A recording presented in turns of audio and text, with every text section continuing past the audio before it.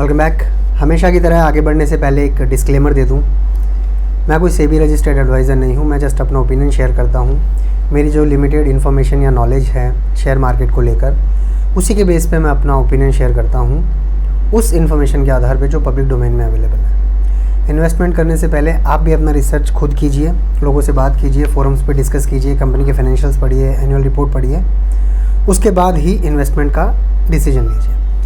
Now coming back to the topic, आज का topic है टाटा मोटर्स लिमिटेड। जैसा कि आप जानते हैं, Tata Motors limited Tata group की एक कंपनी है।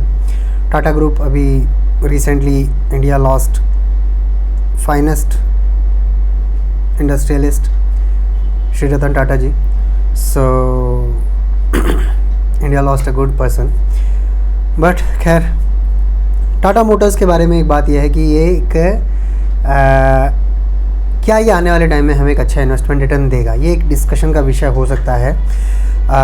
ऑनलाइन अगर आप कॉन्सेंसस की बात देखें तो सभी जगहों पर ये बताया जा रहा है कि टाटा मोटर्स आने वाले समय में अच्छा रिटर्न देगा। नेचुरली इसके पीछे कुछ तर्क होंगे, कुछ वितर्क होंगे। तर्क ये है, जैसा कि किसी भी कंपनी में होता है, अगर सेल्स बढ़ रही है, रेवेन्यू बढ़ रहा है, तो हम ये एक्सपेक्ट कर सकते हैं कि कंपनी आने वाले टाइम में रिटर्न अच्छे देगा। दूसरी तरफ कुछ ऐसे इश्यूज़ भी हैं जो इस कंपनी को या इस कहें इंडस्ट्री को, सेक्टर को, सेगमेंट को देखने पड़ रहे हैं। उनके साथ अपन एक कैलकुलेटेड एनालिसिस करने का ट्राई करते हैं कि कंपनी कहाँ स्टैंड करती है। बहुत ज़्यादा टेक्निकल्स डिस्कस नहीं करेंगे, ऊपर का दूंगा इन्फॉर्मेशन आइडिया, क्योंकि पिछला वीडियो लंबा हो गया था। समबडी टोल्ड मी कि 7 से 8 मिनट का video is perfectly. So net sales अगर 2022 की बात करें इस कंपनी की, तो मैं आपको दिखा दूँ।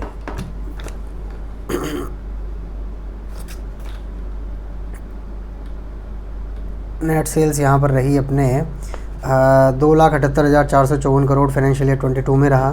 23 में 345 हुआ, जो कि एक अपने को ग्रोथ नज़र आता है 24% का। 24% का ग्रोथ कुछ भी कहो, एक बड़ा ग्रोथ होता है, it's not an easy growth. दूसरी तरफ अगर मैं आपको कहूँ, फाइनेंशियल ईयर 24 में जो अभी ख़त्म हुआ, इसमें 4,37,000 का नेट सेल्स इस कंपनी का रहा है। 25 में एस्टिमेटेड है कि एटलीस्ट 10% का ग्रोथ तो हम देखेंगे। और ठीक इसी तरह 26 में एस्टिमेशन लगाया जा रहा है एनालिस्ट के द्वारा। ये जस्ट मैंने एक रैंडम रिपोर्ट उठाई है। ऐसा नहीं है कि सिर्फ यही रिपोर्ट दुनिया की एकमात्र रिपोर्ट है जो आपको परफेक्ट पिक्चर देगी। ऐसी हज़ारों रिपोर्ट्स मार्केट में अवेलेबल है। जस्ट मेरे को एक अवेलेबल थी रिपोर्ट, तो मैंने रिपोर्ट उठा ली है। फाइनेंशियल ईयर 26 में एस्टिमेशन है 5,41,000, जहाँ पे एक मॉडरेट फिगर है ग्रोथ का 12% का। अब देखिए ये adjusted EBITDA earning before interest, depreciation, tax and amortisation, ये एक तरह से बैरोमीटर कहा जा सकता है। कुछ लोग ये कहते हैं कि एबिटा एक बहुत बड़ा पैरामीटर नहीं होता किसी कंपनी को चेक करने के लिए, क्योंकि अकाउंटिंग एंट्रीज होती है एबिटा में जिसमें डेप्रिसिएशन और अमोर्टाइजेशन होता है।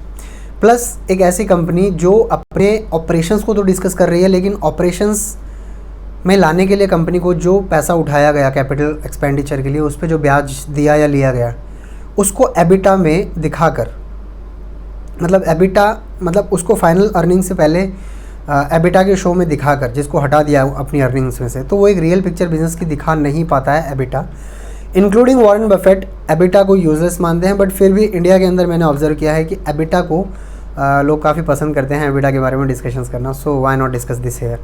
एबिटा 24,800, 23 में 31,800, फाइनेंशियल ईयर में 59,000। मैं वही आपको समझा रहा हूँ। देखो, इसमें मैं वही आपके साथ डिस्कस करता हूँ। यहाँ पर एबिटा मतलब adjusted earning before interest, depreciation, tax and amortisation, 24,000 crore, 31,000 crore, 59,000 crore, 71,000 crore, 82,000 crore. ये लास्ट के दोनों एस्टिमेशंस हैं, ये एक्चुअल फिगर्स हैं। अब आप यहाँ पे देखिए APAT, adjusted profit after tax, brackets का मतलब नेगेटिव होता है।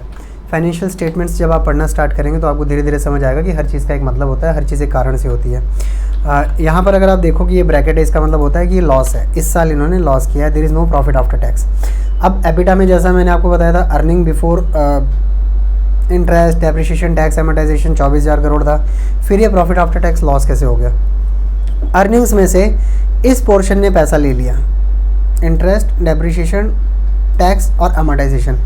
हो सकता है इसके अलावा भी कुछ कारण रहे हों, कुछ कैपिटल एक्सपेंडिचर कर लिया हो, या कोई ऐसी चीज़ हो जिसकी वजह से पैसा सिस्टम से बाहर गया है, तो उसको यहाँ पर लॉस दिखाया है। तो कहने का मतलब है कि प्रॉफिट यहाँ पर होने के बावजूद भी, अच्छी अर्निंग होने के बावजूद भी यहाँ लॉस आ गया है। यहाँ पर 31,000 होने के बाद 734 खाली यहाँ पे प्रॉफिट आफ्टर टैक्स नज़र आता है। यहाँ पर दोनों सिंक्रोनाइजेशन में थोड़ा थोड़ा नज़र आते हैं कि यहाँ पर 59,000 करोड़ अच्छा फिगर है और 21,000 करोड़ प्रॉफिट आफ्टर टैक्स है। सो ये सब एक तरह से अकाउंटिंग एंट्रीज है। जब आप समझेंगे, जब आप एनालाइज करना स्टार्ट करेंगे, तो you will get an idea कि कैसे एक्चुअल में प्रॉफिट ना होते हुए भी कंपनियां कैन क्लेम कि okay we are in a profit. But ये तो टाटा मोटर्स है, तो इसमें ज़्यादा डीप में जाने की ज़रूरत नहीं है, तो टाटा ब्रांड है।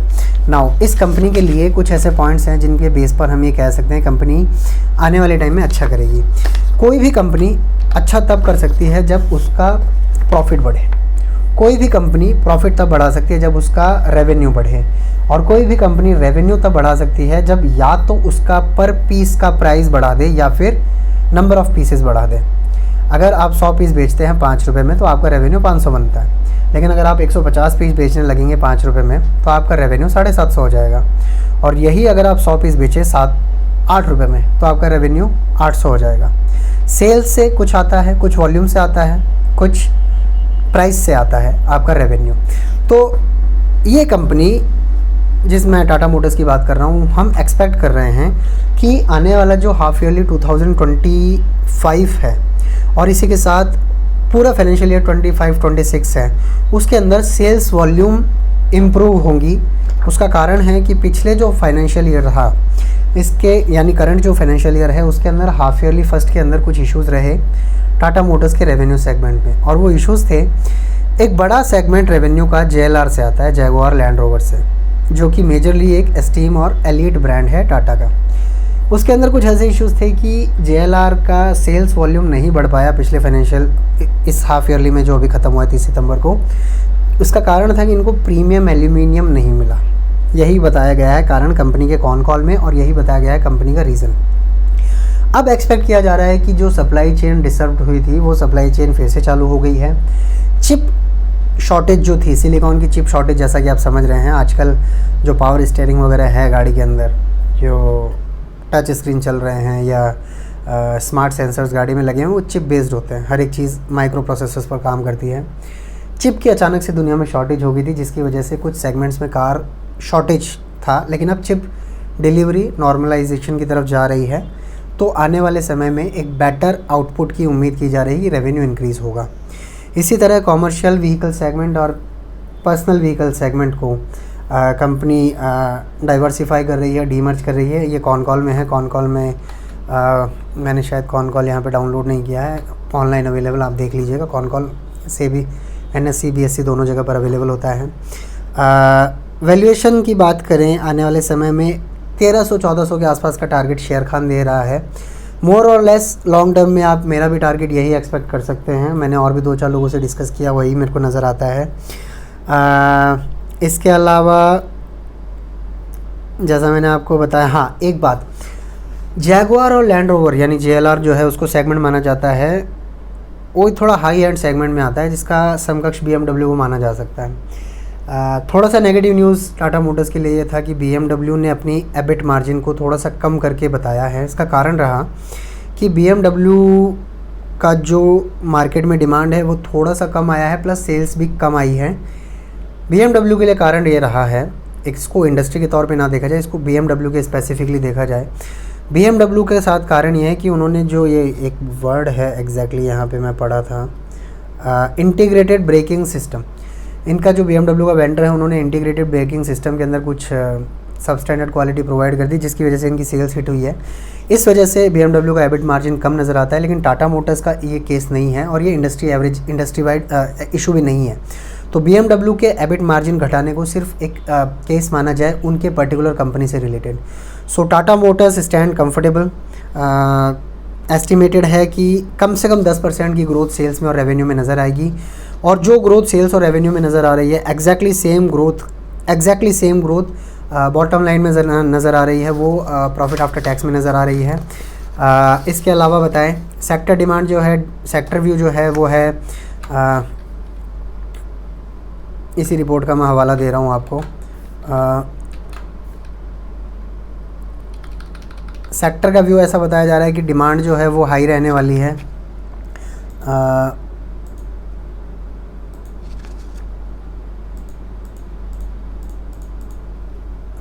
डिमांड हाई रहने वाली है। पर्सनल व्हीकल और सीवी सेगमेंट्स में अपस्टिक नज़र आ रहा है नियर टर्म में, और जैसा कि होता है सीवी साइकिल को साइक्लिकल अपस्टिक फेज़ में है, और एक तरह से जो पीवी सीवी मैंने बताया कमर्शियल व्हीकल, पीवी जो बताया वो पर्सनल व्हीकल्स है। इन दोनों के अंदर जो साइक्लिकल नज़र आ रहा है वो साइकिल अभी ऊपर जाती हुई नज़र आ रही है एकदम नियर फ्यूचर में। कंपनी का जो आउटलुक है, कंपनी मतलब पहले सेक्टर की बात की, कंपनी की बात कर रहे हैं। कंपनी का जो आउटलुक है वो स्ट्रॉन्ग पाथ पे है। कारण है कि कंपनी अपने आप को नेट डेट फ्री बनाने की तरफ है। नेट डेट फ्री यहाँ पे वर्ड यूज़ किया है क्या? मैंने इनकी शायद कॉल में देखा था। ये अपने आप को नेट डेट फ्री बनाने की तरफ है, और आने वाले टाइम में कंपनी नेट डेट फ्री बन भी जाएगी। इंडिया के अंदर शायद रिलायंस ऐसी कंपनी है जो नेट डेट फ्री है। नेट डेट फ्री का मतलब DER रेशियो आपको बहुत कम हो गया। अपने पैसे में से, अपने प्रॉफिट में से आपको किसी को ब्याज पे पैसा देना ही नहीं है। जैसे आपने अगर कैपिटल एक्सपेंडिचर का कोई पैसा उठाया तो आपको उसके पेटे में कुछ पैसा मार्केट को देना ही नहीं है, आपका प्रॉफिट ही प्रॉफिट है।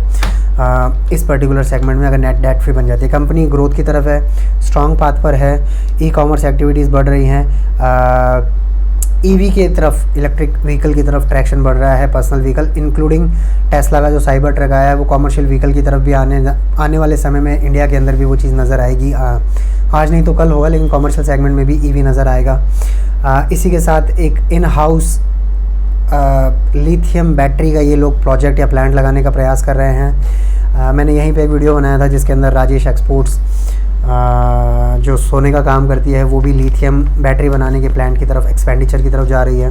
काफ़ी गालियाँ पड़ी थी उस वीडियो पे, मतलब सबसे ज़्यादा कंट्रोवर्शियल और सबसे ज़्यादा काउंटर क्वेश्चंस वाला जो वीडियो था वो वही था राजेश वाला। उसका एक पॉइंट था कि राजेश मेटल में काम करता है, तो मेटल का एडवांटेज तो उनके पास था, सप्लाई चेन वाला। अब टाटा है, टाटा के साथ अगर टाटा अगर इन हाउस लिथियम बैटरी का बनाता है, इलेक्ट्रिक व्हीकल की बैटरी का बनाता है, तो वो सपोर्ट कर सकते हैं, क्योंकि उनके पास एंड यूज़ मतलब एक सप्लाई चेन का बन जाएगा। Front connection, there is a word that forward linking, backward linking, दोनों के केस में टाटा इस चीज़ को निकाल लेगा। EV को कोई प्रॉब्लम नहीं आने वाला है। इसके बाद हल्की फुल्की सी बात एकदम फाइनेंशियल्स की कर देता हूँ। मैं हमेशा कहता हूँ ट्रेंडी लाइन पे मैं ये स्कोर आपके साथ डिस्कस करता हूँ कि वैल्यूएशन एकदम परफेक्ट वैल्यूएशन है। अगर फाइनेंशियल्स पे PE रेशियो पे जाएंगे अपन, यहाँ पे एनुअल फाइनेंशियल्स की तरफ चलते हैं, उससे पहले अपन PE रेशियो, पीयर्स के PE रेशियो की तरफ चलते हैं। PE रेशियो,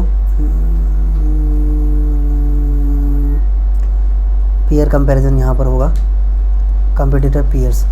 यहाँ पे देखिए, अगर आप ये देखेंगे इस कंपनी का जो पीयर कंपैरिजन है उसमें अगर आप देखेंगे तो पाएंगे कि जो PE ratio, where is the PE ratio, PE trailing 12 months का PE, टाटा मोटर्स का PE इस समय 10.12 है, जबकि बाकी किसी भी कंपनी का, हिंदुस्तान मोटर्स का, फोर्स मोटर्स का, महिंद्रा एंड महिंद्रा, मारुति सुजुकी, ये सब 10 के पार है। अगर आप सिर्फ PE रेशियो को मान के चलते हैं, PE रेशियो जैसा कि सब बताते हैं कि PE रेशियो 200 वाले PE रेशियो को भी मार्केट बहुत हाथों हाथ ले रहा है, ये तो टाटा का स्टॉक है। अगर इसका PE रेशियो आपको 10 मिल रहा है और उसके बाद मार्केट कैपिटलाइजेशन 3,41,000 करोड़, 1, 2 टॉप 3 कंपनियों में मार्केट कैपिटलाइजेशन आता है। एक छोटा सा पॉइंट जो यहाँ पर नज़र आता है वो इशू यहाँ पर नज़र आता है इसके साथ, वो ये हुआ कि डिविडेंड यील्ड, नहीं यार डिविडेंड यील्ड भी ठीक है, टॉप 3 में डिविडेंड यील्ड भी है, तो this absolutely no problem about dividend yield also. So ये कंपनी जो है ओवरऑल मुझे बड़ी पसंद आई थी। कंपनी की हिस्ट्री एटलीस्ट मतलब आपके साथ मैं और चीज़ शेयर कर लूँ। यहाँ पे देखिए आप, जो प्रमोटर होल्डिंग है, प्रमोटर होल्डिंग सितंबर 23 में 46.38, फिर 46.37, 46.36, 46.36 और अभी रिसेंटली 46 से 41 आई है। लेकिन मैंने आपको पिछले वीडियो में ये भी बताया था कि प्रमोटर होल्डिंग कम होना एक टाइम पे ज़रूर एक रिस्क सेगमेंट माना जा सकता था, लेकिन टाटा जैसी कंपनियां, या मैंने और भी एक आधी बड़ी कंपनी को देखा है जिन्होंने जो ये बुल रन चल रहा है मार्केट में, इसका फ़ायदा उठा के अपने लिए एक तरह से चीप लो कॉस्ट फंडिंग उठाई है।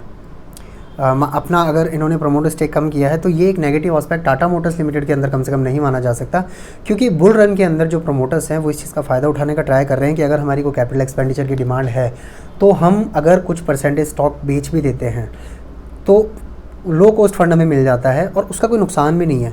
अगर मान लीजिए कोई प्रमोटर प्लेज करता है, वहाँ पर एक नेगेटिव पॉइंट ज़रूर आता है, लेकिन प्लेज नहीं है। सितंबर 23 में प्लेज थे 1.82%, यहाँ पर 0% प्लेजिंग है। उसके बाद जो स्टॉक है उसके बाद 0% प्लेजिंग है। म्यूचुअल फंड और FIIs में भी काफ़ी एक्टिविटीज़ स्टॉक में हो रही है। एक चीज़ जो मैं आपको दिखाना चाह रहा था डिविडेंड वाली, वो यहाँ पर कंपनी एक्शंस में नज़र आएगी। Consolidated financial ratio, cash flow, हाँ यहाँ पर नज़र आएगा। कंपनी जो है ट्राई तो करती है डिविडेंड देने का, और कंपनी ने 2014, 16, 23, 24 एक ठीक ठाक सा, मतलब ये ऐसा तो नहीं है कि बहुत ज़्यादा इंप्रेसिव डिविडेंड हिस्ट्री रहा है टाटा मोटर्स का, लेकिन उस समय टाटा मोटर्स का स्टॉक इतना अच्छा था भी नहीं, और इंडिया का जो डोमेस्टिक मार्केट था वो ग्रोथ जो अगर आप देखेंगे तो वो पिछले 2 या 3 साल में ही मुझे नज़र आई है। हो सकता है मैं गलत हूँ एटलीस्ट इस ग्रोथ के फील्ड में, लेकिन हाँ इसका तो कोई एक्सपीरियंस का इसका तो कोई जवाब नहीं है कि इन्होंने जो वो दिया है डिविडेंड यील्ड है वो थोड़ा कम है इस कंपनी का। बट स्प्लिट 2011 में 10 पे 2 की 1 पे 5 का स्प्लिट हुआ है। राइट्स इशू कंपनी 2001, 8, 15 में ला चुकी है। बोर्ड मीटिंग तो खैर होती रहती है, it's not a big issue. Consensus ये है कि अधिकतर लोग कह रहे हैं कि ख़रीदा जा सकता है स्टॉक को। इसके अलावा एक चीज़ और देखी जा सकती है एनुअल, हाँ मैं यहाँ पे दिखाऊंगा आपको प्योट्रेस की स्कोर। कंपनी का प्योट्रॉस की स्कोर 7 है, यानी 8 चीज़ों में से नहीं, कुछ फैक्टर्स होते हैं जिनमें से जो जितनी चीज़ें होती है उसके हिसाब से स्कोर 0 से 9 के बीच में दिया जाता है। कंपनी का स्कोर 7 है अभी तक की परफॉर्मेंस के आधार पे, सो कंपनी को डेफिनेटली स्ट्रॉन्ग माना जा सकता है। और बेरिश है, टेक्निकल ट्रेंड्स हैं, टेक्निकल्स में कभी भी ज़्यादा ध्यान नहीं देना चाहिए। अगर आप लॉन्ग टर्म इन्वेस्टर्स हैं तो कभी भी बहुत ज़्यादा ध्यान नहीं देना चाहिए। इसके अलावा लगातार इस पर रिसर्च किया जा रहा है। 8 अक्टूबर का रिसर्च है, 7 अक्टूबर का, 18 सितंबर, 2 अगस्त, 12 अगस्त। सो ये एक स्टॉक ऐसा है जिसके बारे में पॉजिटिव नज़र आता है मुझे मार्केट। फिर मैं कह रहा हूँ कि मार्केट के अंदर अगर आप इन्वेस्टमेंट करते हैं तो अपना रिसर्च कीजिए, पास्ट ट्रेंड देखिए, इंडस्ट्री एवरेज देखिए, पीयर्स को देखिए। ये 15 मिनट के वीडियो में मैं बहुत सारी चीज़ें आपके साथ डिस्कस नहीं करना चाहता, मैं करना चाहता हूँ, but you know not many people will be interested to watch this video if this goes beyond a certain limit. So Tata Motors is definitely a good investment option if you are interested at this point of time. बाकी मिलते हैं अगले video में। जय हिंद।